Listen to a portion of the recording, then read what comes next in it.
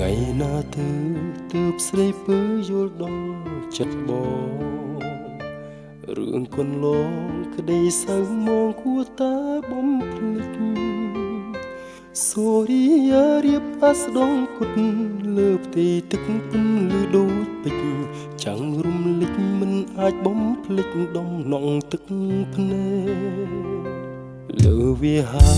ព្រះសូរិយារលត់រស្មីគង់មិនធ្វេព្រះចន្ទថ្លៃគ្មានក្មេអនដែរ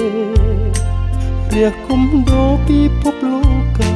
មិនឯការរងចាំថ្ងៃស្អែកព្រះអាទិត្យគង់មករំលែកពិភពងងឹត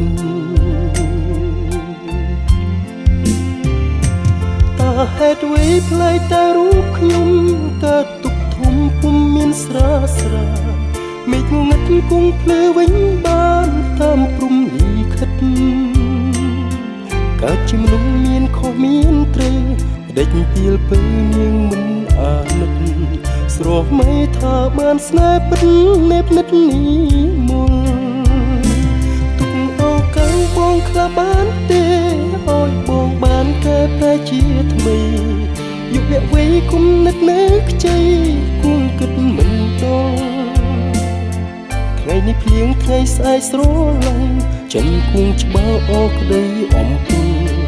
គង់រក្សាផ្លែផ្កាស្នេហ៍យើងដល់ត្រើយសុខសាន្ត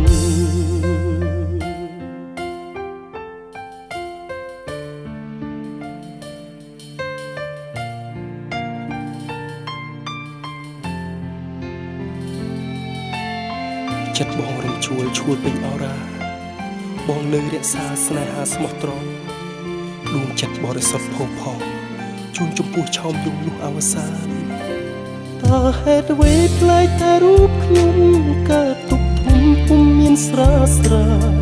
មេឃងងឹតគង់ភ្លឺវិញបានតាមព្រំលីខិតកើតជាមនុស្សមានខុសមានត្រូវបដិញពីលពើយើងមិនអាណិតស្រស់មេថាបានស្នេហ៍ពិតនេបនិតនេះមក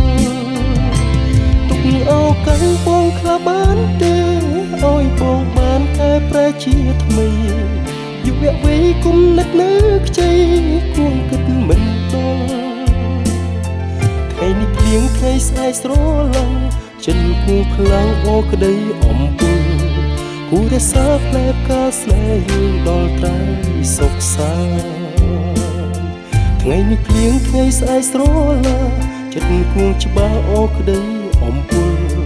គួររក្សាផ្លែផ្កាស្នេហ៍យើងបានដល់ត្រើយសុខ